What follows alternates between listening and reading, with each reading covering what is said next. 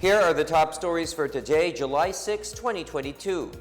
The central bank assures monetary policies are in place to keep inflation impact at bay as soaring commodity prices continue to take a toll on consumers. Back to school soon. President Ferdinand Marcos Jr. says Vice President and DepEd Chief Sara Duterte plans to resume full face-to-face learning by November, citing the need to ramp up vaccination among the youth. Chinese Foreign Minister Wang Yi embarks on a visit aimed at fostering stronger cooperation between the Philippines and China under the Marcos administration. And deaths from the shooting that marred Independence Day celebrations in the U.S. state of Illinois has risen to 7.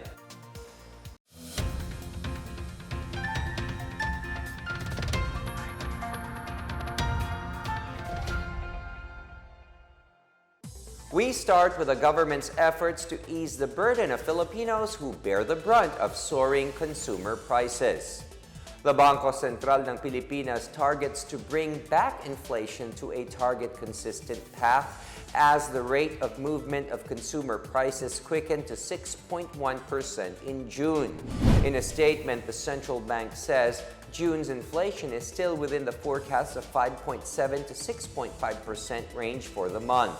It also attributed continued price hikes to the unabated rise in global commodity prices and more pronounced second-round effects on domestic goods and services. Slower global economic recovery and COVID-19 curbs due to an uptick in cases are also seen to be downside risks for inflation outlook. Monetary authorities are ready to implement necessary policy actions to ensure price stability and are supportive of the government's non-monetary efforts to mitigate inflationary impacts of supply-side factors. Last month's inflation is the highest in 3 years and exceeded May's 5.4% rate. President Ferdinand Marcos Jr. on Tuesday said the country's rising inflation warrants careful handling and close monitoring as they continue to climb amid higher food and transport costs. Marcos made this remark after the Philippine Statistics Authority announced that Philippine inflation climbed to a 3-year high at 6.1% in June from 5.4% in May and 3.7% a year ago. In his first press briefing, Marcos said the country has to be careful because its economic monetary policy right now is essentially to use interest rates to hold and take control of the inflation rate, stressing that this is driven by the increase in commodity prices, which is beyond our control. Earlier, Bangko Sentral ng Pilipinas Governor Felipe Medalla said they may consider bigger interest rate hikes in August to tame inflation and support the peso. Meanwhile, Marcos, who is also the concurrent Agriculture Secretary, said the government plans to boost the production of staples such as corn and rice in the coming 2 quarters until Christmas. He reiterated the need for a high priority on the agriculture sector by increasing local production and importing as little as possible to address the looming food crisis in the country. 3 more officials from the previous administration are retained in their respective posts. Actor and former Pampanga Governor Mark Lapid will remain as Chief Operating Officer of the Tourism Infrastructure and Enterprise Zone Authority. Also retained are former media executive Jose Manuel Babes Romualdez as Philippine Ambassador to the United States. President Ferdinand Marcos Jr. also retained former Cabinet Secretary Carlo Nograles as Chairman of the Civil Service Commission. Former Davao del Norte 2nd District Representative Antonio Manuel Lagdameo Jr. is appointed as Ambassador and Permanent Representative of the Philippines to the United Nations. Lagdameo also serves as Marcos' Special Assistant to the President. Other appointees who also took their oath were Department of Budget and Management Secretary Amena Pangandaman, General Manager and President of the Government Service Insurance System Jose Arnulfo Veloso, and Presidential Security Group Commander and Senior Military Assistant Ramon Zagala. Others who took their oath were former Quirino Representative Juni Cua as Chairperson of the Philippine Charity Sweepstakes Office, Romeo Lumagi Jr. as Deputy Commissioner for Operations of the Bureau of Internal Revenue, and former Basilan Governor Abulcani Jerry Salapudin as Administrator and Chairperson of the Southern Philippines Development Authority. Actor Tirso Cruz III took his oath as Chairperson and Chief Executive of the Film Development Council, or FDC, and Juan Revilla as a member of the Movie and Television Review and Classification Board, or MTRCB. The government targets to resume face-to-face classes in full by November. As such, COVID-19 vaccination in the country will be further ramped up, especially among the youth. As of July 3, about 78.64% of the country's target population are already fully vaccinated against COVID-19. Despite the presence of Omicron subvariants in the country, President Ferdinand Marcos Jr. said he is confident that his administration could defeat COVID-19. He also acknowledged that people with COVID-19 booster shots have stronger immunity against Omicron subvariants. On Tuesday, the Department of Health gave the green light on the booster shots for ages 12 to 17 years old. The government is mulling the expansion of the fuel subsidy program to include tricycle drivers. President Ferdinand Marcos Jr. said tricycle drivers have been left out of the program that assists the transport sector amid the prevailing COVID-19 pandemic and the continuous oil price hikes. Late last month, the Department of the Interior and local government announced that over 600,000 tricycle drivers nationwide will be receiving fuel subsidy. We just discussed that we are going to try not only to continue the fuel subsidies for the transport sector, but to expand it to include the tricycles, which up to now have not been included. We have enough budget, I think, to last for most of this, for this year and a little bit beyond. But we still have to find that. We have to find that money if we're going to continue. Meanwhile, free ride is extended for students taking the LRT2. Free ride at the EDSA bus carousel, which expired on June 30, is also extended until December 2022. The libreng sakay continues as is.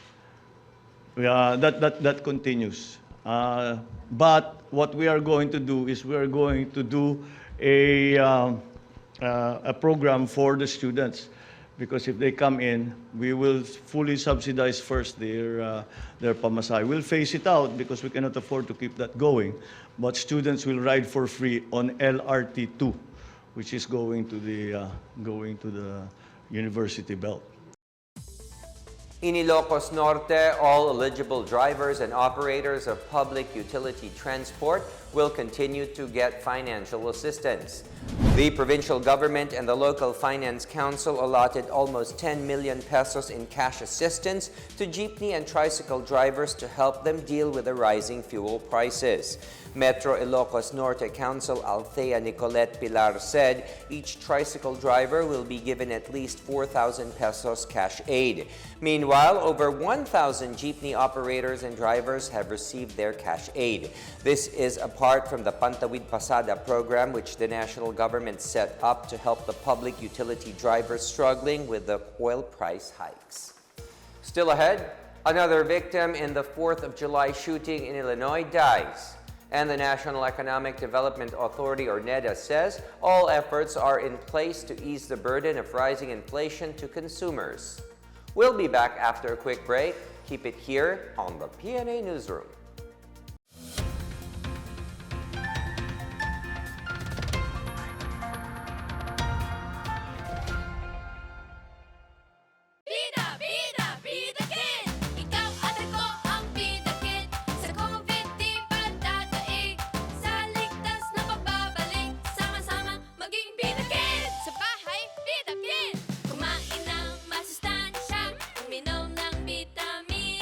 Pakiramdam ay hindi maganda.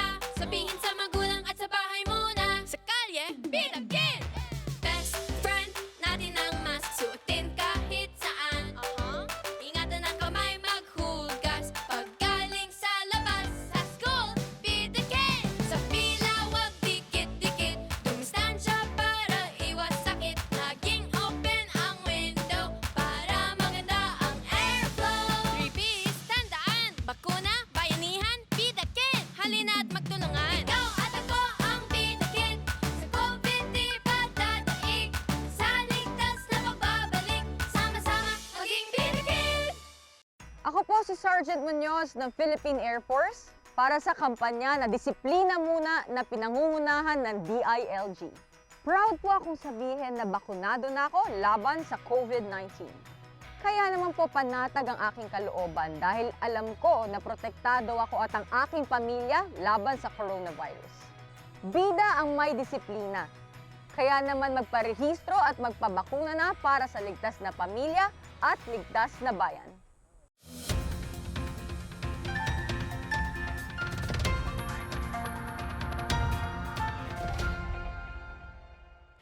In our foreign news, the death toll from a 4th of July Independence Day parade shooting in the U.S. state of Illinois has risen to 7. The shooting, which took place in Highland Park City, also left 24 others injured. Police arrested suspected shooter 22-year-old Robert Cremo III.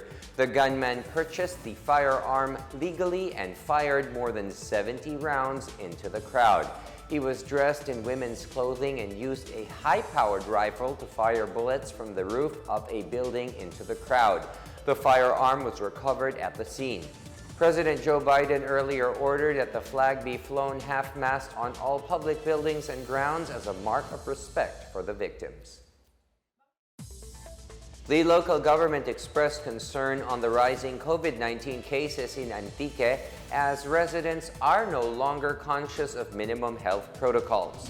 Antique's Integrated Provincial Health Office, or IPHO, said 49 new cases were logged in 14 of the 18 towns of the province last Monday, the highest number of cases recorded since its clean record on May 31. IPO Information Officer Irene Dulduco explained that the surge is due to the residents being too complacent to follow physical distancing, wearing of masks, and hand washing since their province was placed under Alert Level 2 in April.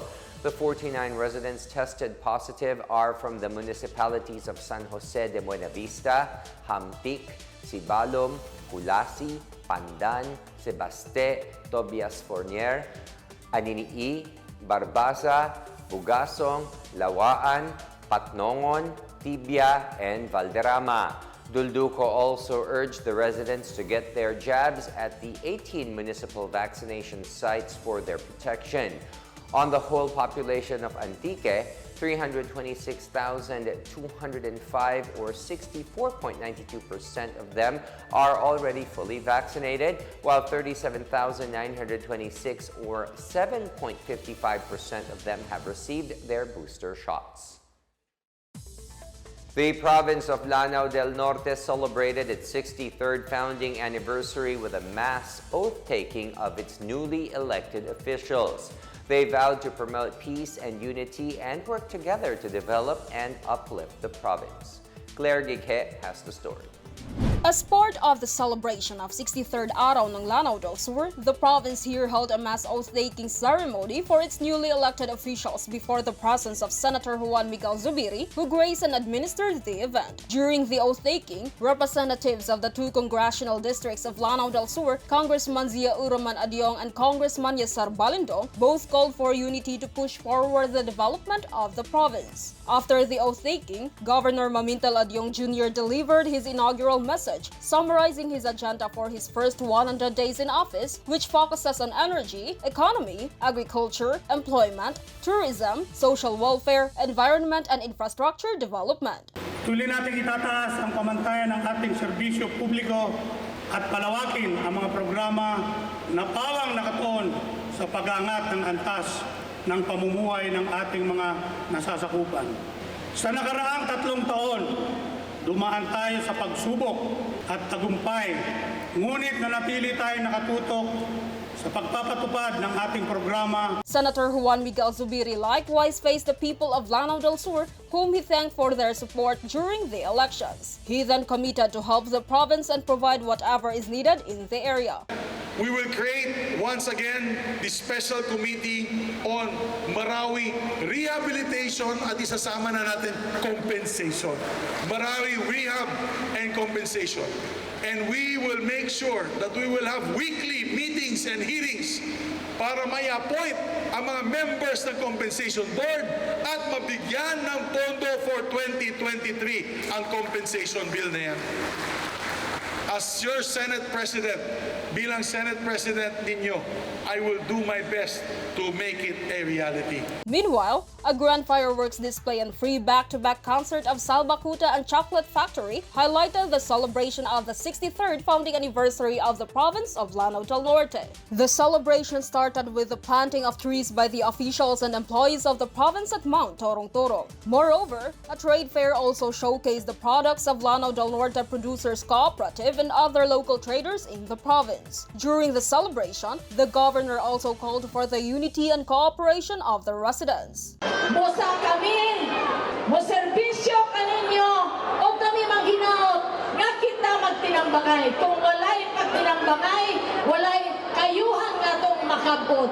While the province remains to be under alert level 2 due to low vaccination rate, efforts have been made to make the celebration meaningful and vibrant. For PNA Newsroom, Claire Gigha of the Philippine Information Agency, Lanao del Sur. Malacanang has declared July 9 Saturday a regular holiday in observance of Idil Adha. The declaration is contained in Proclamation Number 2, signed by Executive Secretary Vic Rodriguez, released earlier today. Idil Adha is one of the two major holidays in Islam, which marks the culmination of the Hajj rites at Mina, Saudi Arabia near Mecca, but is celebrated by Muslims throughout the world. The festival is celebrated on the 10th day of the last month of the Islamic calendar and continues for an additional 3 days. It commemorates the willingness of Abraham to sacrifice his son as an act of obedience to God's command. The government is committed to ensuring a stable food supply and mitigating the impact of rising commodity prices amid the global energy crisis. The National Economic and Development Authority, or NEDA, said the government must fast-track its policies so Filipinos can still travel to work and bring food to their tables. Among such measures is the Livestock Development and Competitiveness Bill, which is proposed to modernize the livestock, poultry, and corn sectors in the country. The Department of Social Welfare and Development also started the distribution of the first tranche of the Targeted Cash Transfer Program on July 4. The Libreng Sakay program for the EDSA bus carousel has been extended until December 2022 and from August 22 to November 4, 2022 for school year 2022 to 2023.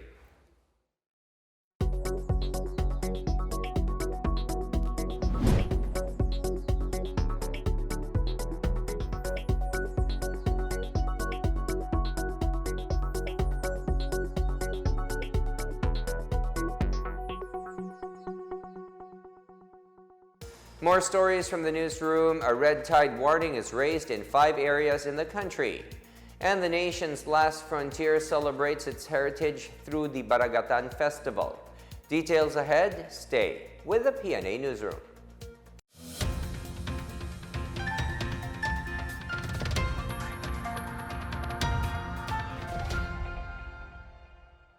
Sa matinding laban natin sa Coronavirus Disease 2019, sugpuin din natin ang pagkalat ng fake news. Huwag magbahagi ng impormasyon na hindi tiyak ang pinagmulan. I-check mabuti ang source ng balita.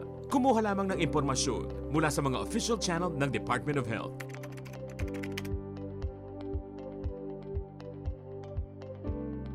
Huwag magpadala sa maling balita, basta't sama-sama at laging handa. Kaya natin to. Isang paalala mula sa DOH, PCOO, KBP at ng himpilang ito.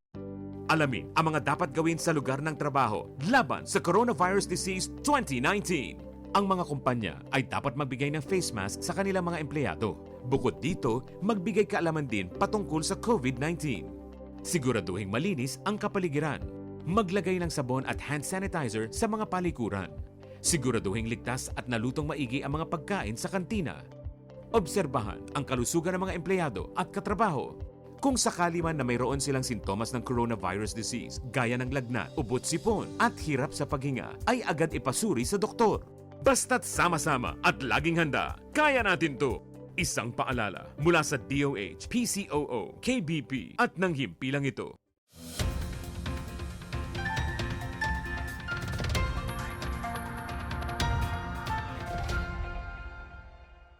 President Ferdinand Bongbong Marcos Jr. hopes to strengthen the ties between China and the Philippines with his upcoming meeting with Chinese State Councilor and Foreign Minister Wang Yi. Marcos said the territorial disputes at the West Philippine Sea, as well as the renewal of cooperation in various fields, will be discussed during his meeting with Wang.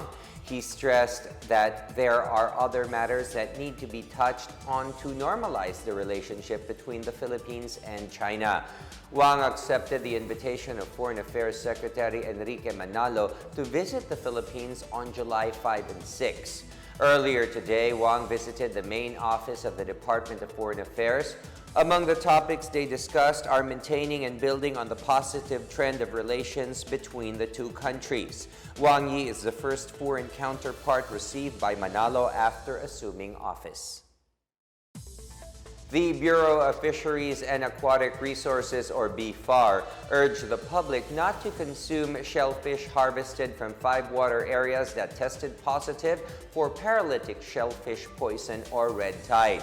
Speaking at the Laging Handa public briefing, BFAR Chief Information Officer Nazer Riguera identified the areas detected with red tide beyond regulatory limits. The 5 water bodies are the coastal waters of Milagros Masbate, coastal waters in Dawis, Tagbilaran City, Bohol, Dumaquillas Bay in Zamboanga del Sur, Litalit Bay, San Benito in Surigao del Norte, and Lianga Bay in Surigao del Sur. Riguera said all kinds of shellfish, including mussels, oysters, and even tiny shrimps from these areas are not safe to eat. However, he added that fish, squid, shrimps, and crabs are consumable as long as they are fresh, cleaned thoroughly, and cooked well. Meanwhile, BFAR assured the public that there will be enough supply of fish in the country as they increase production by distributing bigger boats to local fisher folk to help them increase their catch. The push of former communist rebels in a town in Samar towards leading new lives will get another boost. This is through a peace village set to rise in the town of San Jose de Buan. The Philippine Army's 87th Infantry Battalion says discussions with possible location owners and efforts to secure funding for the project are underway. Through the help of various government agencies, also seen to rise in the village are a training facility and a farm lot for agricultural production and livelihood activities. It will also provide homes for former New People's Army rebels from nearby towns. The town is among the NPA's stronghold in the province. Palawan, one of the best travel spots in Asia, showcased to the world its recovery from crisis with the staging of the Baragatan, the province's largest festival. The month-long festival that happens every June celebrates Palawan's culture and traditions.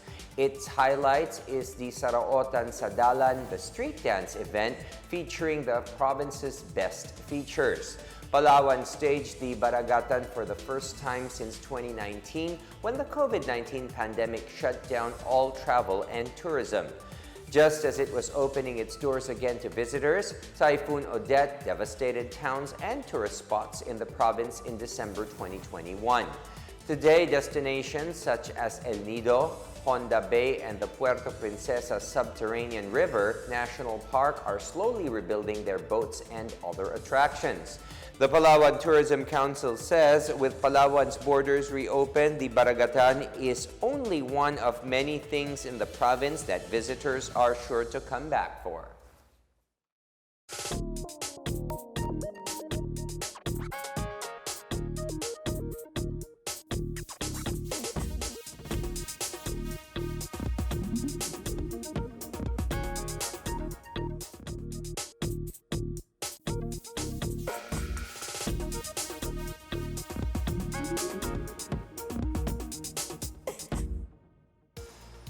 Let's take another look at today's biggest stories. The central bank assures monetary policies are in place to keep inflation impact at bay as soaring commodity prices continue to take a toll on consumers. Back to school soon, President Ferdinand Marcos Jr. says Vice President and DepEd Chief Sara Duterte plans to resume full face-to-face learning by November, citing the need to ramp up vaccination among the youth. Chinese Foreign Minister Wang Yi embarks on a visit aimed at fostering stronger cooperation between the Philippines and China under the Marcos administration. And deaths from the shooting that marred Independence Day celebrations in the U.S. state of Illinois has risen to 7. As Filipinos, we all have a vital role to play in preventing the spread of COVID-19. So remember, wear your face masks and face shields, wash your hands often, practice safe physical distancing, go out only for essential reasons, and get vaccinated as soon as possible to protect ourselves, our families, and the community. Together, we can beat COVID-19.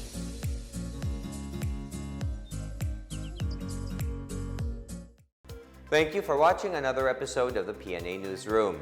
For more news content, check our webpage or log onto the Philippine News Agency's Facebook and Twitter accounts. We are shown on the pages of the PCOO and its attached agencies. Also, watch us on PTV4. And that's your daily dose of the biggest stories that you need to know. From the PNA Newsroom, we tell stories that inspire change. I am William Theo. Good day, everyone.